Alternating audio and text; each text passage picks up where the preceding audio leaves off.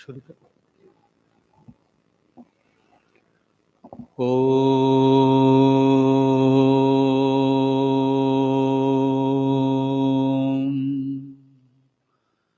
मंगलम दिशतु मे विनायको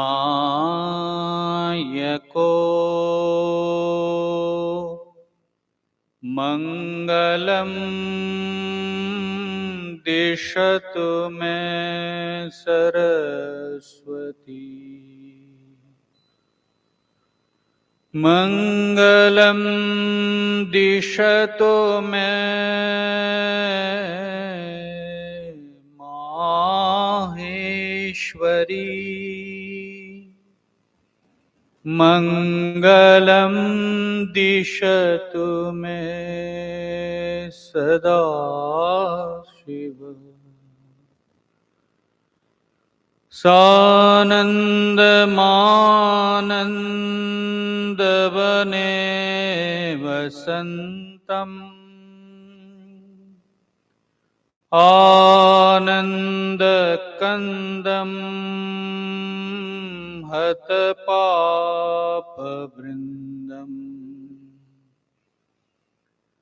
वाराणसीनाथमनाथनाथम् श्रीविश्वनाथं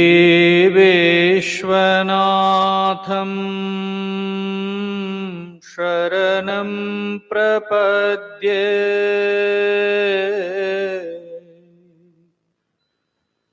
श्रीविश्वनाथं शरणं प्रपद्ये। वसुदेवसुतं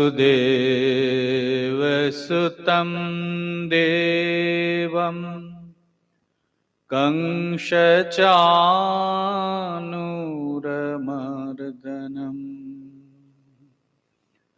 देवकी परमानन्दम्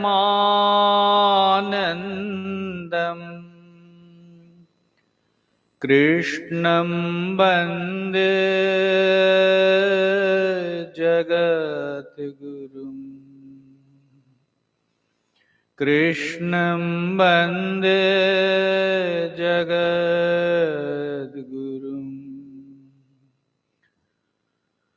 श्रुतिस्मृतिपुराणानाम् आलयं करुणालयम् नमामि भगवत्पादं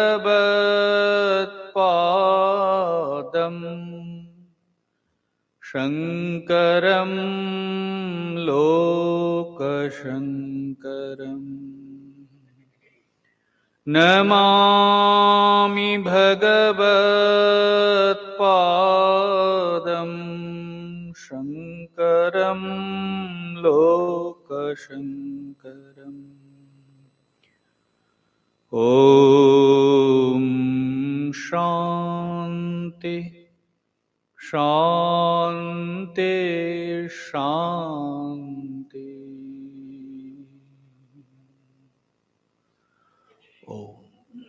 गीता ध्यान। ॐ पार्थाय प्रतिबोधितां भगवता नारायणेन स्वयं व्यासेन ग्रथितां पुराणमुनिना मध्ये महाभारतम् अद्वैतामृतवर्षिणीं भगवतीम् अष्टादशाध्यायिनीम्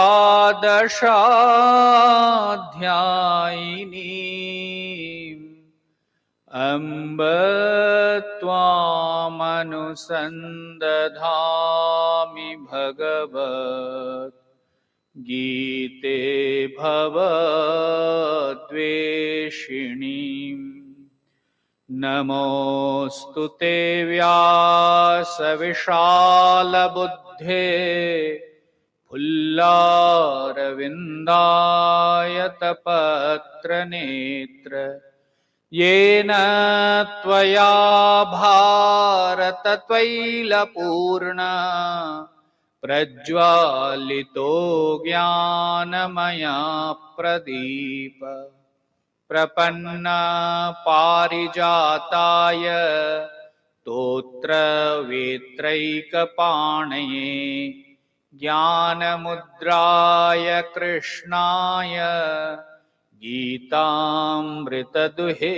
नमः। सर्वोपनिषदो गावो दोग्धा गोपालनन्दनः पार्थो वत्ससुधीर्भोक्ता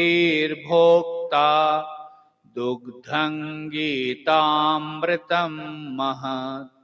वसुदेवसुतं देवं कंसचानूरमर्दनं देवकी परमानन्दं कृष्णं वन्दे जगद्गुरुम्। भीष्मद्रोणतटा जयद्रथजला गान्धारनीलोत्पला शल्यग्राहवती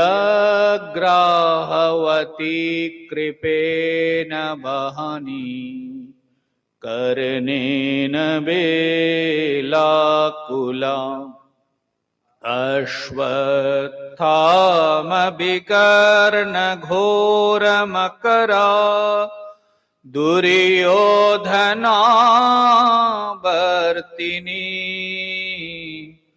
सोत्तीर्णा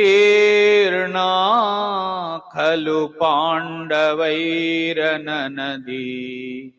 कैवर्तक केशव पाराशर्यवच सरोजममलं गीतार्थगन्धोत्कटम्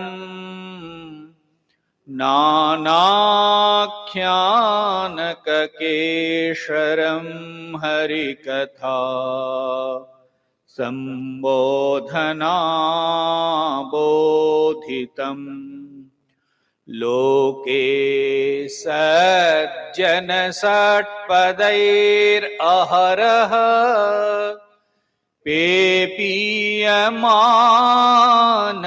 मुदा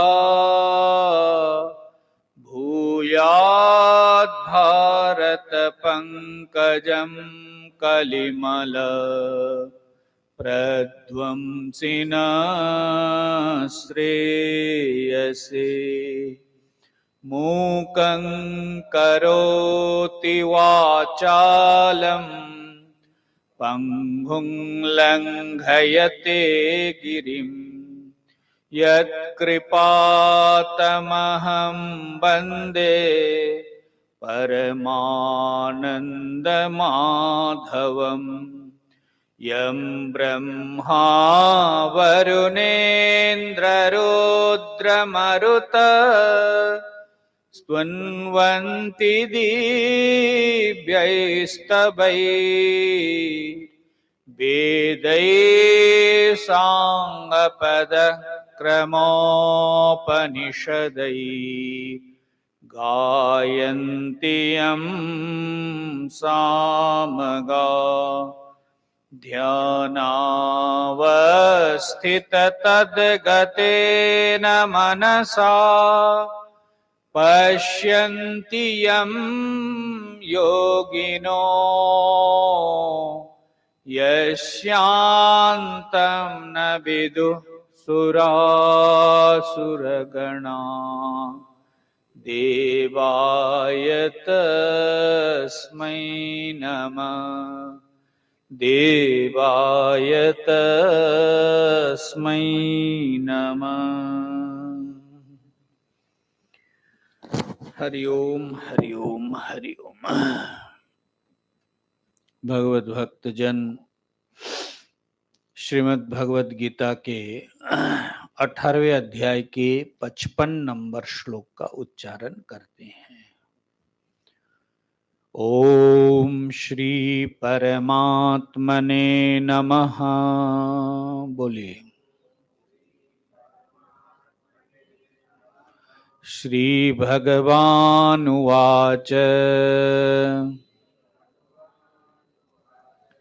भक्त्या माम् अभिजानाति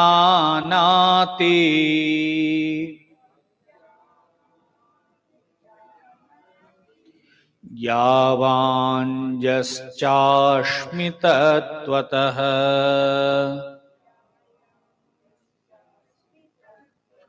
ततो मां तत्ततो ज्ञात्वा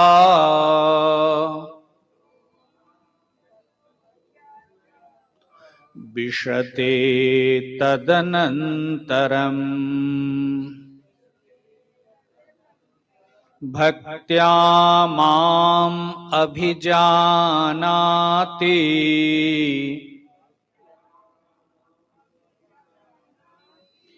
यावाञ्जश्चास्मि तत्त्वतः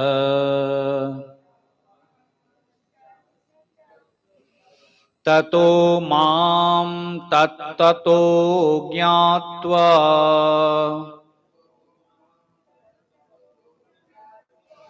विशते तदनन्तरम्। भगवत भक्तजन ज्ञान के लक्षण का प्रतिपादन कर रहे हैं। 53 नंबर श्लोक में बतलाया, जिन्होंने उस ब्रह्म निष्ठा को अर्जन किया वही महाराज ब्रह्म को प्राप्त कर सकते हैं। ब्रह्म प्राप्त करने पर क्या होगा प्रश्न है। भगवान स्वयं कहते ब्रह्म भूतः प्रसन्नात्मा। श्लोक संख्या 54 बता रहे हैं, जिन्होंने ब्रह्म को जाना, ब्रह्म को प्राप्त कर लिया, स्वात्म विज्ञान को जिन्होंने पा लिया, वो महाराज प्रसन्न हो जाते हैं। ठीक है, इसका मतलब है अभी जो प्रसन्न है कि नहीं, प्रसन्न है, परंतु ये परमानेंट प्रसन्नता। और ये जो प्रसन्नता है महाराज, विषय जन्य प्रसन्नता। ये चाहिए, वो चाहिए, अमुक वस्तु चाहिए, ऐसा हो जाए, मेरा जैसा हो जाए, मैं जैसा चाहूं ऐसा हो जाए तो बहुत मैं प्रसन्न। और वो भी महाराज 2-4 दिन ही सही, फिर तो इसीलिए जो परमानेंट और चाह क्या है कि ऐसी प्रसन्नता मिले कि हमारे पास हमेशा हमेशा के लिए हो। तो वो प्रसन्नता को अगर प्राप्त करना है महाराज, तो आपको ब्रह्म विज्ञान, ब्रह्म को जानना पड़ेगा। इसलिए भगवान कृष्ण कह रहे ब्रह्म भूतः प्रसन्नात्मा। महाराज जीवन में अगर ब्रह्म को जिन्होंने जान लिया, साध लिया, खुद को प्राप्त कर लिया, उनके जीवन में महाराज प्रसन्नता ही प्रसन्न। क्योंकि सत चित आनंद, कल हमने बताया था, वो आनंद घन है, आनंद स्वरूप है। और जब आप उनके साथ अभिन्न रूप से खुद को पाएंगे, जानेंगे, तो आप भी वो परम आनंद स्वरूप हो जाएंगे। और फिर कहते हैं न शोचती न कांक्षती। महाराज उनके जीवन में कोई शोक, बताओ, शोक नहीं है। निरंतर हम प्रयत्नरत है कि हमारे जीवन से शोक हमेशा के लिए, छोटी छोटी बातों पे कितने। और आकांक्षती न कांक्षती, कोई आकांक्षा भी, चाह नहीं है। कोई चाह है? क्या लगता है? बोले महाराज बहुत, कई लोग बोलते बहुत पा लिया, बहुत मिल गया, अब तो कुछ भी नहीं है। कितना हकीकत है, वास्तव है, मुझे पता नहीं है। लेकिन ये चाह जो ना व्यक्तित्व में कहाँ धसा हुआ होता है पता नहीं लगता है। इसलिए महाराज उपनिषद के श्रुति कहती है, भगवती श्रुति, त्यागे नैक अमृतत्व मानसु, न कर्मणा न प्रजया न धनेन। अब बताओ, तीनों के लिए हम प्रयत्न करते हैं, कर्म, प्रजा, वंशज, संतान, जेनरेशन को कि हम रख के जाए तो हमारा मैं प्रसन्न, और न धने न, धन के द्वारा भी आप उस पूर्णता को प्राप्त नहीं कर सकते। हाँ, शरीर निर्धारणार्थ जितना जरूरत है वो तो जरूरी है, परंतु ये जो हम सब के मन में एक आग्रह है ना कि धन से ही हम पूर्ण, ये तो पॉसिबल नहीं है। न कर्मणा, हम सब कृतकृत्य होना चाहते हैं, फुल सेटिस्फाइड होना चाहते कर्म के द्वारा। भगवत भक्तजन आज तक तो कोई हुए नहीं, हुआ नहीं। न कर्मणा न प्रजया, तो कैसे महाराज मिले? तो वो स्पष्ट करते हैं, त्यागे नैक अमृतत्व मानसु। अगर जीवन में त्याग है, जीवन में तपस्या है, जीवन में साधना है, साधना, तो फिर वो व्यक्ति थोड़ा, देखिए ना, अभी तो हमारे जीवन में जो है, लेकिन ये जो निरंतर हम आप सब अध्ययन कर रहे हैं, थोड़ा आईना तो दिख रहा है ना, आईना तो दिख रहा है कि भाई मैं कहां हूं और मैं क्या कर रहा हूं। भले ही हम उसको प्रकट करके समझना नहीं चाह रहे, अलग बात लेकिन अपना जो ग्राउंड है ना वो तो पता लग ही जाता है कि भैया मैं कहां। ये बहुत आवश्यक है। हम लोग अधिकतर समय उड़ते रहते हैं ना, और जितना अच्छा अच्छा मैं ही हूं, लेकिन वास्तव तुम्हारा शास्त्र आईना दिखाते रहते कि देखो तुम किस ग्राउंड पर बैठे हो। तो इसीलिए महाराज आकांक्षा, शोक, इसलिए कई लोग बोलते हैं महाराज हमको तो ज्ञान हो गया। अच्छा लगता है सुन करके, ज्ञान हो गया तो बहुत बड़ी बात है। आपको हुआ कि नहीं? बोले मेरे को तो बिल्कुल नहीं हुआ, मैं तो ऐसे कुल हुआ ही नहीं। अच्छा, फिर बात करने लगे, बात करते करते फिर जो है अपना दुखड़ा सुनाने लगे। आप बताओ ज्ञान भी हो गया, दुखी भी रहे। ये तो कोई, ये तो लिख रहे ब्रह्म भूत प्रसन्न आत्मा। इस धोखे में भी नहीं रहना चाहिए कि भाई हमको तो ज्ञान हो गया महाराज। फिर हमारे जीवन में अगर शोक है, संताप है, रुदन है, तो फिर कैसे वो। इसलिए महाराज न आकांक्षति, कोई आकांक्षा नहीं महाराज, वो पूर्ण। इस प्रकार से ब्रह्मभूत प्रसन्नात्मा।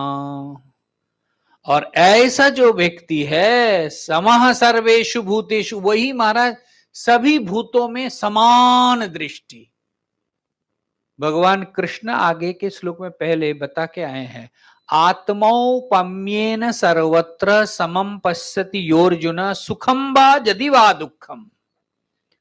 जो आत्म रूप से सबको देखते हैं, कोई आपको ठग ले, कोई आपसे आपको लूट ले, कोई आपको अपमान करे, आपको पसंद है? नहीं पसंद है। फिर हम दूसरों से क्यों करते हैं? ठीक है ना, विचार करना चाहिए। कौन योगी श्रेष्ठ? भगवान कृष्ण क्या कह रहे? आत्मौपम्येन सर्व, जो सबको आत्मा जैसे ही, मुझे जो अच्छा लगता है, मुझे जो प्यारा है, वो जैसे सम्मान प्रेम, तो वैसे सबसे करो आत्मौपम्येन सर्वत्र समम पश्यति, समान रूप से जो देखता रहता है।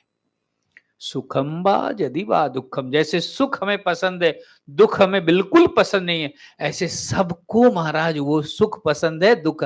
अगर ऐसा दृष्टि हो जाए तो व्यक्ति कैसा, उनके जीवन में एक बदलाव और कैसा एक आचरण होता रहेगा।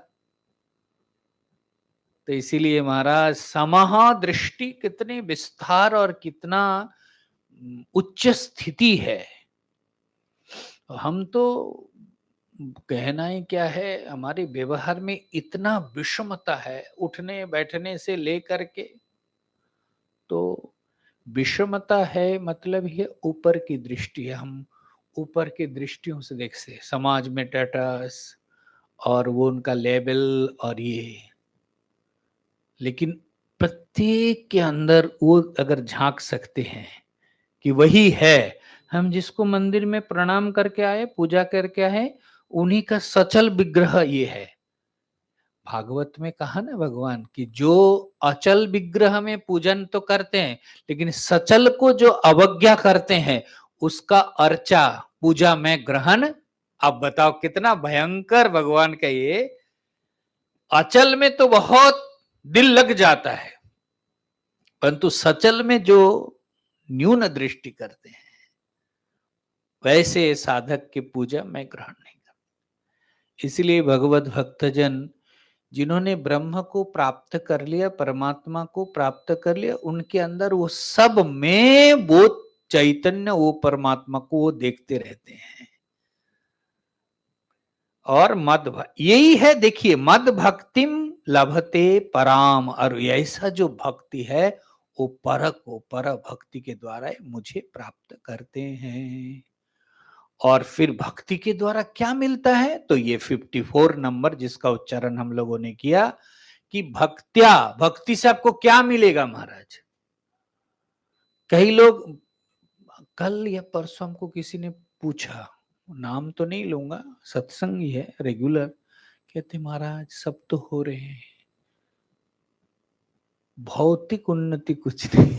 अब बताओ, मुझे इतना खराब लगा, मैं कई सालों से देख रहा हूं।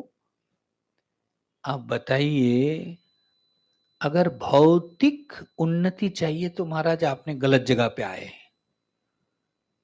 आप उद्यम करो, पुरुषार्थ करो, प्रयत्न करो, आपकी भौतिक उन्नति बहुत।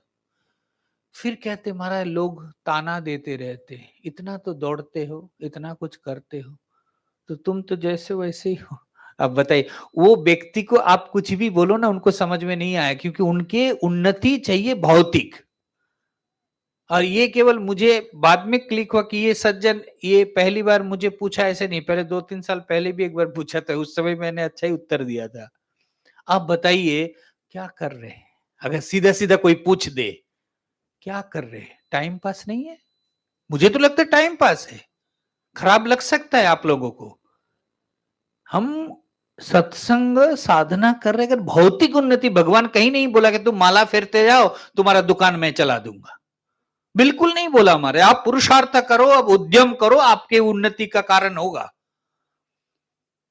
आप फुल समर्पण के साथ भगवान का भजन करो तो आपके जितने जरूरत है वो पूरा करेंगे।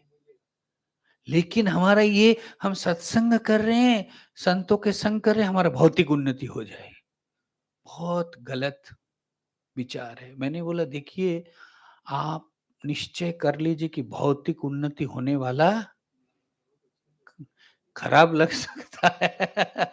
उनको जरूर खराब लगा होगा। मैंने बोला बिल्कुल नहीं होने वाला है। आप जो यहाँ 1-1.5 घंटा दे रहे, आप उधर दीजिए तो उतना थोड़ा काम बनेगा। अब बताइए, मुझे दुख भी हुआ कि देखो सत्संग का जरिया क्या है हमारे के, किस लिए हम सत्संग।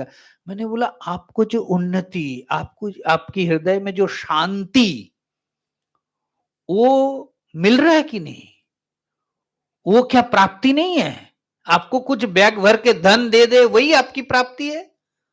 आत्मिक शांति, ये जो उपनिषद श्रुति, त्यागे नहीं का अमृतत्व मानसु, न कर्मणा न प्रजया न धनेन बहुत सारा धन हो जाए आप बड़े सुखी होंगे, ऐसे जरूरी नहीं है महाराज। और ज्यादा बाबुलनाथ के सीढ़ियों में जो सोते हैं ना, बहुत गाढ़ी निद्रा में महाराज, और नींद की गोली लेकर के भी 3 घंटा महाराज, उसके बाद तो फिर क्या। इसलिए भगवत भक्त जन, भगवान के भजन, भगवान के भक्त, ये जो अध्ययन कर रहे, इससे अंदर अगर आप डूब रहे हैं तो आपके देखिए ये जो न कांक्षति, ये जो बता, ये धीरे धीरे हम सब में वो कि ठीक है, जितना मिला, जैसा मिला, जो मिला, वो इतना ही हमारे लिए भगवान ने नाप करके रखा।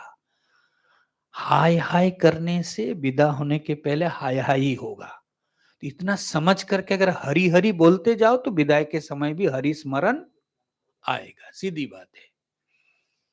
तो इसीलिए ये जो भक्त है वो किस प्रकार से अनुभव करते, भक्त्या माम अभिजानाति, भक्ति के द्वारा मुझ परमेश्वर को वो जान लेता है। कैस क्या जानता है महाराज, यावांजश्चास्मि तत्वतः, भाष्यकर अर्थ करेंगे, मैं जैसा हूं और मैं जितना हूं, और उसको जान करके क्या करते हैं, ततो माम तत्तो ज्ञात, वो तात्विक रूप से मुझे जान लेता है, और जानने के बाद उसी में वो प्रविष्ट हो जाता है, विशते तदनंतरम। अब चलिए भाष्य क्या कह रहे हैं, भक्त्या माम अभिजानाति यावान अहम उपाधिकृत विस्तर भेदो यह च अहम विध्वस्त सर्वोपाधि भेद उत्तम पुरुष आकाशकल्प तम माम अद्वैतम चैतन्य मात्रम एक रसम अजम अजरम अमरम अभयम अनिधनम तत्वतः अभिजानाति। इतने तक का पहला चरण का पूरा अर्थ बता दिया, भक्त्या माम अभिजानाति यावान जश्चास्मि तत्वतः। क्या है, कहते भगवान के मुझे कैसे वो जानता है। यहां भाष्यकार अर्थ करते, अहम उपाधिकृत विस्तर भेद, ये जितना भी भेद आप देख रहे हैं संसार में, इस सब में कौन समाया हुआ है, ख्याल नहीं होता है ना। सब में जब हम अध्ययन करते हैं, जब हम चिंतन करने बैठते हैं, वो लगता है कि हाँ सब में है, लेकिन जैसे ही हम व्यवहार में जाते हैं महाराज, वो कहीं डायलूट, कहीं वो मिस हो जाता है। तो इसका मतलब है हमारी ऐसी निष्ठा हो, ऐसा चिंतन हो कि वहां भी हम देख सके, है ना। तो इसीलिए महाराज उपाधिकृत विस्तर भेद, जितने भी भेद आप देख रहे हैं, ये जो देवताओं को लेकर के भी जो कृष्ण, शिव, ब्रह्मा जी, विष्णु, महेश, ये जो भेद है, और कुछ लोग कहते हैं ना कि ये रे शिव तो हमारा तमोगुणी है, ये है, ये सब देखो, अब शास्त्र का अध्ययन ना हो ना, सुन सुन करके पंडित बनने से ऐसा ही होगा, सीधी बात। शास्त्र क्या कह रहे, और भगवत गीता जी में कह रहे, उपाधिकृत जितने भी भेद है वो सब में अहम विध्वस्त, मैं सब में घुसा हुआ हूं, वही है ये प्रतीत। अच्छा, इसमें है कि नहीं, सब में है बोल रहे, अब बताइए,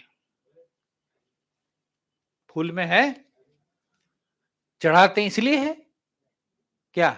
हाँ, देखिए फूल में किस प्रकार से है भाई, एक कली नहीं तो एक फूल पौधा, वो कैसे बढ़ करके पुष्पित तक, कली, कली के बाद वो धीरे धीरे धीरे धीरे खिलता है, कितना खिल रहा है, उसको क्या है, कौन है वो जो प्रोग्रामिंग करके सेट करके रखा है इतना खिलना है, कब तक खिलना है वो उनके निश्चय है, कब तक रहना है वृत्तन के साथ वो भी निश्चय है, कब गिर जाना है वो भी प्रोग्रामिंग में है। तो ऐसे कोई जगत के नियंता नहीं है, ऐसे ही सब हो रहे ऐसा मानना मूर्खता है। प्रत्येक वस्तु के अंदर कौन है महाराज, भगवान इसी अध्याय में आप लोगों ने पढ़ के आया, यतः प्रवृत्तिर्भूतानाम येन सर्वमिदं ततम। सभी वस्तुओं की भूतों की जो प्रवृत्ति है, एक चीटी है वो भी चल रही, प्रवृत्ति है, चेष्टा है, तो किसकी उपस्थिति से हमारा चेष्टा है, कभी ख्याल किए? हाँ, कौन है कि जिनके कारण उनके अंदर वो चेष्टा है। और वहां लिखते हैं भगवान इसी अध्याय में 48 नंबर श्लोक में आप लोग अध्ययन करके आए, यथा प्रवृत्तिर्भूतानाम येन सर्वमिदं ततम, सब में वो सत्ता ओतप्रोत रूप में है, उसकी अर्चना करो स्वकर्मणा त्वमभ्यर्च सिद्धिम बिंदति मानव। अब मान लीजिए सवेरे उठ करके आप आदित्य को तो नारायण को आप जल देते हैं तो ठीक है, वो तो दिखता है, प्रत्यक्ष देव है। अब महाराज तुलसी जी को जल दे रहे, बट वृक्ष पिप्पल में पानी चढ़, अगर ऐसा बोध हो कि ये पौधा नहीं है और है भी नहीं नारायण, ऊपर से हम देख रहे तो पौधा ही है, तो कौन है जो आप जल दे रहे हैं, और वो जल और मिट्टी को कौन ले करके महाराज ये पत्ता फूल ये सब कौन है, कौन काम कर रहे हैं? कोई कभी होश में भी ध्यान में भी नहीं होता है, अगर ध्यान हो जाए तो व्यक्ति सीधे कहां किनकी सेवा कर रहे हैं। अब वो जो अदृश्य चैतन्य रूप में मौजूद है चेतनता, उसकी आप अर्चना कर लिए हैं। आप तुलसी जी में पानी दे रहे बहुत अच्छा है, लेकिन वही ध्यान हो कि तुम ही तो हो जो मेरे यहाँ मैं जो दे रहा हूं वहां चैतन्य रूप से तुम हो। अब बताइए, आप दे रहे हैं एक उपाधि, लेकिन वो आप सीधे चैतन्य के साथ कनेक्ट हो रहे हैं। आप आदित्य भगवान को दे रहे, ही सूर्य सहस्र ठीक है दे रहे, लेकिन आपको ऐसा ज्ञान हो कि तुम बिना जो मैं खा रहा हूं, अगर सूर्य आदित्य ना हो तो अनाज से लेकर कुछ भी नहीं होगा हमारा, तो उनको याद करके कि वो चैतन्य, तो वो जो व्यापक चैतन्य को मैं एक परिच्छिन्न रूप से आदित्य के रूप में दे रहा हूं, और वही महाराज अब मैं पक्षी के रूप में चुगने के लिए दे रहा हूं, पानी दे रहा हूं तुलसी जी में, पिप्पल में, और सब में कहा जा रहे हैं अगर चैतन्य का बोध हो, सब एक अद्वितीय चैतन्य, सब में अलग अलग अलग अलग रूप लेकर के। भगवान आपके अलमारी में कितने ड्रेस होते होंगे, भगवान के अलमारी में कितना ड्रेस, 84 लाख ड्रेस है, हो सावधान। अब सब कितना कौन सा ड्रेस पहन के बैठे हैं, कोई थोड़ी है हमने इस जीवन में ये ड्रेस हमको मिल गया है, अगले बार मिलेगा कोई गारंटी थोड़ी है, उनके पास कितने हैं ना, अपना कर्म और मत देख करके कोई और दूसरा दे दिया, उस समय 4 हाथ पांव वाला मम्मी पापा मिल गया, तब क्या करेंगे? इसे सावधान चाहिए भैया कि कितना हम कर रहे, क्या हम देख रहे। ये तो ईश्वर के पास अपने कर्म के अनुसार वो देते रहते हैं। अब हमारा जो वृक्ष है उनको कभी होश भी नहीं होता हमारे चिंतन में कि इस जोनी में तो कभी हम भी आए होंगे। अगर ऐसा हो जाए तो देखो कितना उनके साथ एक सहृदयता व्यवहार हम कर सकते हैं। तो इसीलिए भगवत भक्तजन ये जो बोल रहे हैं ना, अहम विध्वस्त, मैं सब में समाया हुआ हूं। देखो चैतन्य का, चेतनता का, दृष्टि का कितना विस्तार कर दे रहे हैं। एक संत जी कह रहे थे कि करते करते एक समय मैंने वो किसी ने पूछा उनको कि अगर कोई कटु वचन भी बोल दिया महाराज तो लगता तो है, लग जाता है उस समय। बोले देखो अगर तुम चिंतन में, साधना में, ईश्वर प्राप्ति के लिए तुम तत्पर हो, तो तुम्हारे सामने जो कटु वचन भी बोल रहे हैं ना, तुम मुस्कुराओगे कि अच्छा तूने भेष बदल करके मुझे ही सुनाने लग गए। अब देखो वो चिंतन अगर आए तो कितना कोई पलटा उत्तर हम दे नहीं, बोला अच्छा अच्छा ठीक ठीक ठीक ठीक, लेकिन आएगा नहीं। क्यों? क्योंकि अभ्यास नहीं है। अगर अभ्यास आप करते हैं तो जरूर आएगा। अगर वो साधक कर पाए तो आप हम क्यों नहीं कर पाएंगे, मेरा ये प्रश्न है। जरूर कर पाएंगे, हम प्रयत्न नहीं करते। जब हमको कोई अम्मा बोल करके अच्छा बोलते तब तो बड़ा प्रसन्न, और अगर बोले आपने इतना लेट क्यों कर दिया तो बड़ा ईगो में लग जाए, अरे छोटी बात है। आप बताओ उस समय, अच्छा सवेरे तो बड़ा अम्मा जी राम राम बोले, अभी तो बड़ा कड़क बोल दिए, तो अब उस समय क्लियर हो, देखो कुछ और ही वो ओढ़ करके हमको, तो व्यक्ति बड़ा सजगता के साथ आप कर सकते हैं, ऐसा नहीं है। इसलिए महाराज वो जो जाबान बताया ना, जैसा हूं मैं, भगवान कैसा है महाराज, केवल एक रूप एक आकार एक प्रकार में सीमित उनको अगर चिंतन करते हैं तो महाराज आप उन सत्ता को छोटा बना दिया। वो सर्वशक्तिमान सर्व सामर्थ्य है। वो चाहे तो महाराज कृष्ण रूप ले सकते, वो चाहे तो महाराज राम रूप ले सकते, वो चाहे तो शिव, वो चाहे तो गणपति, एक ही सत्ता अलग अलग अलग अलग रूप में प्रकाश में विकास कर रहे हैं। जैसे इलेक्ट्रिसिटी क्या है महाराज, कोई अगर केवल नहीं, इलेक्ट्रिक मतलब है जो प्रकाश देते, इतना ही समझता है तो गलत समझ में आएगा कि नहीं। एसी भी तो ठंडा भी तो कर रहे, कूलिंग कर रहे, हीटिंग आयरन करते हैं, तो क्या इलेक्ट्रिसिटी मतलब क्या, ये सब में उसकी प्रकाश है, सब में वो अनिश्चित है, विध्वस्त है। ठीक उसी प्रकार भगवान कह रहे भक्त किस रूप से मुझे जानता है कि सब में मैं समाया हुआ हूं। विध्वस्त सर्व उपाधि भेद उत्तम पुरुष। और ये जो अलग अलग दिख रहा है महाराज, ये अलग अलग उपाधि के कारण अलग अलग दिख रहा है। जैसे एक ही सूर्य, 4 बाल्टी में आप पानी रख दो, और एक में आपने कुछ सफेद घोल दिया, एक में लाल लगा दिया, एक में सिंपल पानी रखा, तो 4 में सूर्य का प्रतिबिंब तो लेकिन अलग अलग दिखेगा कि नहीं, लेकिन एक है कि 4 है। हम 4 भी बोल सकते हैं, अगर उपाधि को लेकर के तो ये 4 है, और उपाधि को छोड़ो तो 1 है। तो ये सब उपाधि अलग अलग अलग अलग भेद दिख रहा है, लेकिन जब आप उपाधियों को छोड़ दो तो एक अद्वितीय तत्व है। इसीलिए कह रहे सर्वोपाधि भेद उत्तम पुरुष आकाश कल्प। आकाश कल्प मतलब आकाश जैसा व्यापक, कल्प मतलब व्यापक, वो कितना बड़ा है महाराज।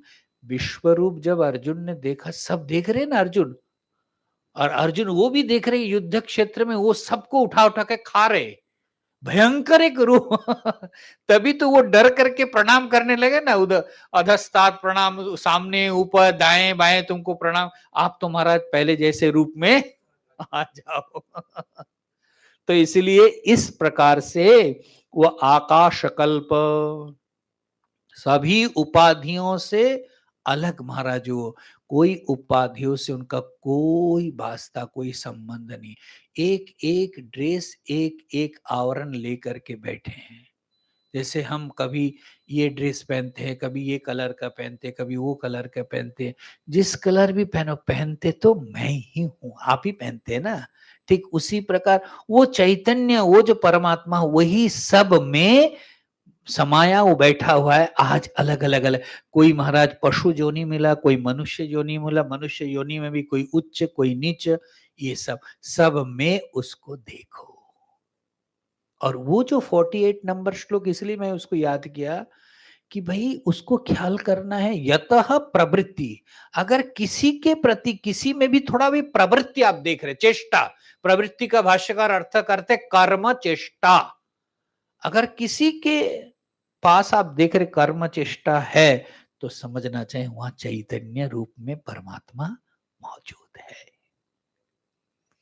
और इस प्रकार से महाराज अहम विध्वस्त सर्वोपाधि भेद उत्तम पुरुष आकाश कल्प तम माम अद्वैतम चैतन्य मात्रम एक रसम। अब आया ना, वो जो अद्वैत है, अद्वैत मतलब जहां द्वित्व द्वैत अलग अलग भेद नहीं है, अद्वैत है। और वो कौन है महाराज, उसका कैसे, उसका सकल सूरत क्या है, कहते हैं चैतन्य मात्रम। चैतन्य मात्रम। आप बताइए चैतन्य का रूप रंग क्या है महाराज? सब में चैतन्य है, और वो सब में चैतन्य होने कारण ये हाथ पांव कान वान बोलने लगा है, चलने लगा, लेकिन वो चैतन्य को ख्याल करना है। चैतन्य मात्र एक रसम, और वो महाराज एक तत्व है, उसमें कोई भेद, कोई भिन्नता, कोई अलगाव नहीं है। और वो कैसा है आगे बता रहे, अजम महाराज, वो जन्मने वाला, अजम अजरम, वो महाराज नाश होने वाला भी नहीं है। वो अजर है, वो अमर है। कौन वो अजर अमर कौन है? आप तो नहीं है ना? बोलो तो यही मैं आप यही बोल रहा हूं ऐसे नहीं हमसे अलग है, वो चैतन्य यहां भी है ना। तो मैं अजर, और थोड़ा सुख नहीं लगा, मर जाऊंगा मर जाऊंगा सोच सोचते दुखी हो रहे हैं। अरे आप अजर अमर है, मरेगा तो मरने वाला मरेगा, तो शरीर मरेगा, वो तो मरने वाला ही, तो जड़ तो है ही। इसीलिए देखो शास्त्र कितना व्यक्ति को अंदर से भर देता है। भाई दुख का अपनोदन, दुख का दूरीकरण कौन कर सकता है? भौतिक संपदा, वैभव, सम्मान, ये तो आप भर नहीं सकते, लेकिन ज्ञान अगर हो जाए, ज्ञान अगर हो जाए, और इसीलिए वह ज्ञान की प्रशंसा है। अगर विज्ञान को आप प्राप्त कर ले तो महाराज आप निश्चय हो जाता है कि मैं तो जन्मने वाला मरने वाला नहीं हूं, और अजर अमर है। और जब अजर अमर हो जाएंगे आप, तो महाराज अभयम, कोई भय, अभयम है, अनिधनम, महाराज ओ उसको कोई मार नहीं, निधन रहित है। ऐसा जो मुझको जान लेता है, इसीलिए चैतन्य मात्र एक रसम, अजम अजरम अभयम अमरम अनिधनम तत्वतः अभिजानाति, इस रूप से जो जान लेता है। इसलिए तत्वतः जानना मतलब क्या? भगवान को, परमात्मा को, परब्रह्म को तत्वतः जानना मतलब क्या है? तत्वतः जानना मतलब है कि सभी उपाधियों से रहित एक अद्वितीय चैतन्य स्वरूप है, और वो महाराज अजर अमर अमृतम अभयम, इस रूप से वो खुद को जानता है। इसलिए इस पर थोड़ा ध्यान देना चाहिए कि देखिए हम भी भक्त ही है ना, हम ज्ञानी बोलने में थोड़ा सा डर लगता है कि ज्ञानी तो हम भक्त है, अच्छा भक्त है ठीक है, आप भगवान को जानते हैं ना।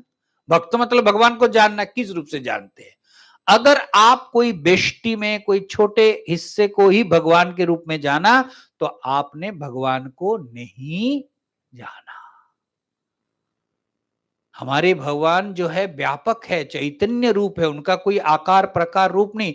हम जिसको पाना चाहते हैं, जिस रूप को हमको अच्छा लगता है, वो रूप लेकर के वो हमारे सामने प्रकट होते हैं, परंतु वो रूप के भीतर अरूप के रूप में वो मौजूद है।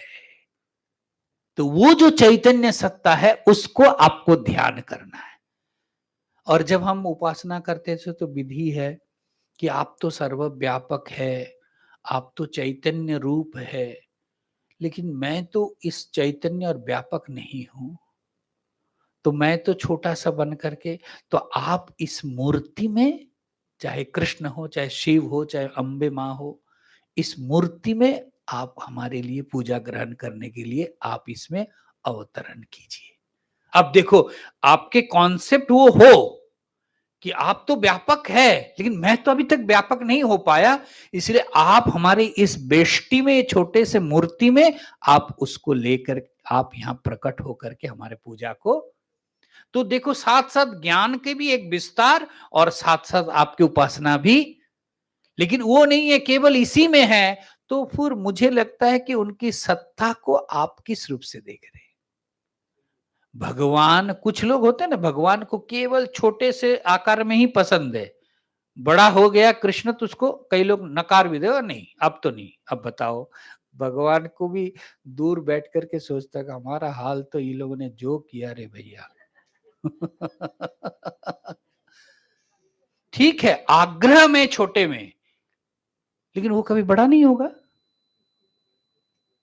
आप बताइए, तो ये नैरो माइंड ठीक है उपासक के, लेकिन एक ब्रॉड कि भाई वो किसी भी हमको उसको हमारे साथ इतना प्रेम का संबंध हो, कैसे भी आए हम उनको पहचान लेंगे, बस ये होना चाहिए। और यहां स्पष्ट कह रहे वो चैतन्य मात्र में आप उसको, और वही चैतन्य महाराज जब भगवान राम के रूप में आए, और वही चैतन्य महाराज ब्रज में भी ढुमक लगा कर घूमे, तो आपको कोई भेद, कोई भिन्नता नहीं है महाराज। इसी प्रकार से चैतन्य मात्र एक रसम, और वो चैतन्य को अलग करके देखते देखते एक समय आया कि वो चैतन्य ही यहां भी बोल पड़ा। तो वो जो फिर उनके अंदर होगा कि मैं मरने वाला नहीं हूं, अजर अमर हूं। अभयम अनिधनम तत्वतः जानाति, ऐसा जो निधन रहित मुझे जान लेता है, इसी को कहा तत्वतः जानना। ठीक है ना। ततो माम एवं तत्वतो ज्ञात्वा विशदे तदनंतरम माम एव।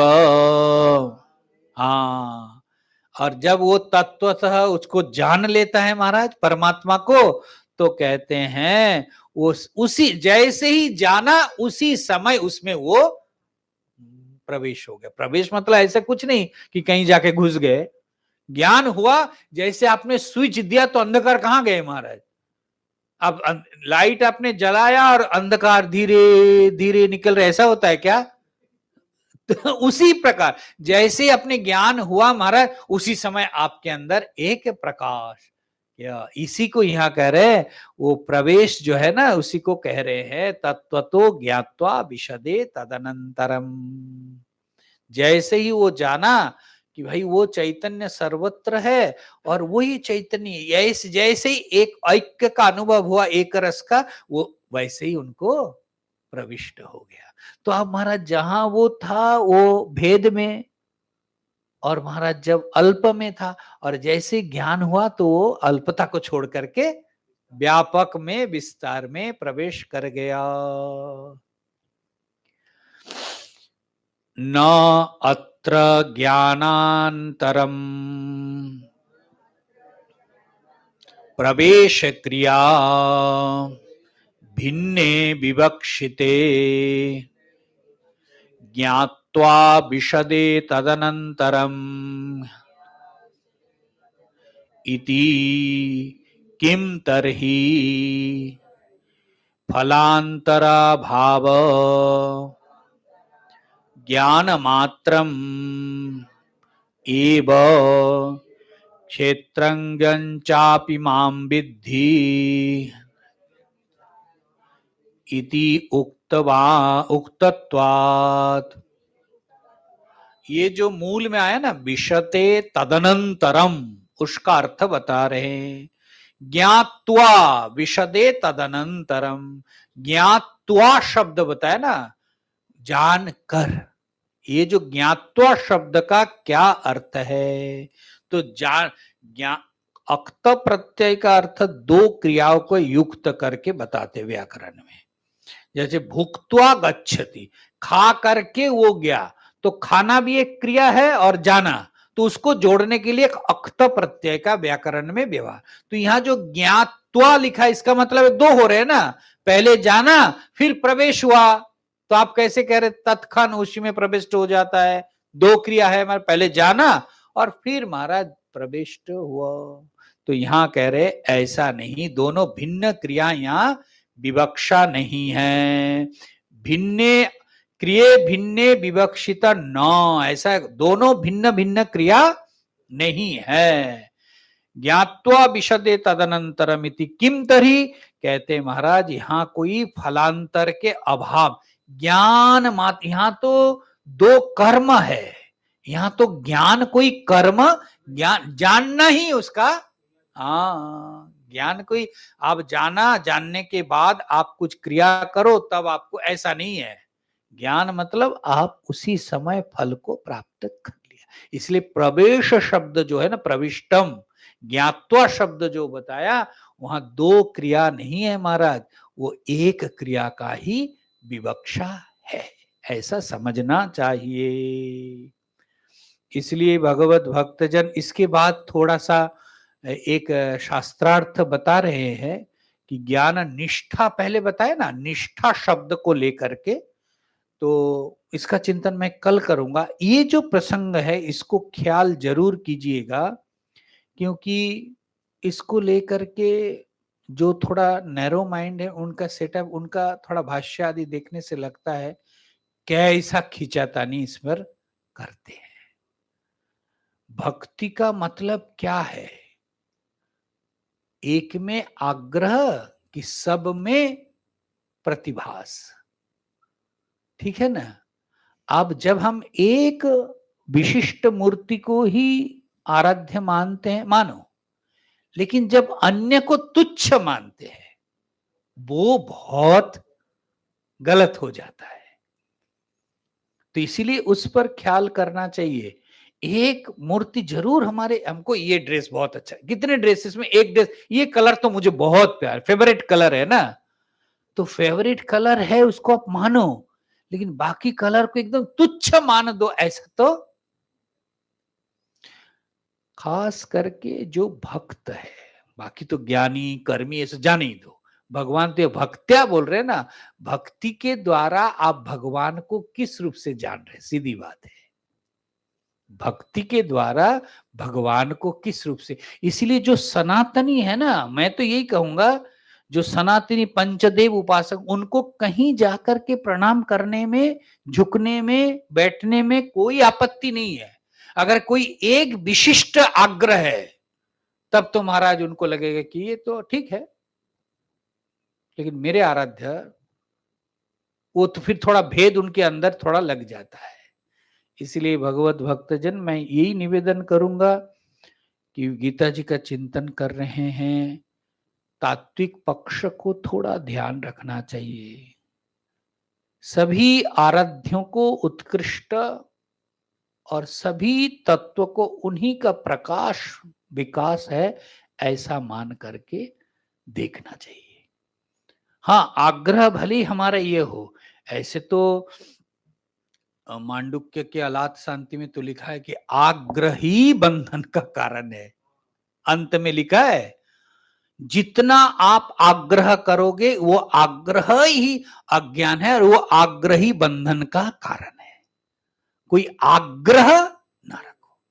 अब वो हमारे जीवन में अत्यधिक आग्रह महाराज, उस आग्रह को कैसे हम छोड़े? अब इतने दिनों से करके आ रहे, अचानक तो छूटेगा नहीं, लेकिन आपके अंदर ये जब आपने पढ़ा जाना, तो फिर उस आग्रह के प्रति थोड़ा सा शिथिल भाव तो हो।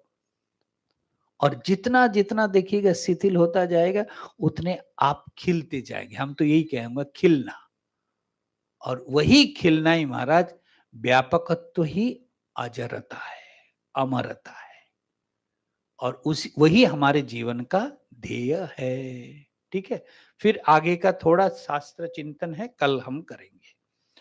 ओम पूर्णमदः पूर्णमिदं पूर्णात् पूर्णमुदच्यते पूर्णस्य पूर्णमादाय पूर्णमेवावशिष्यते।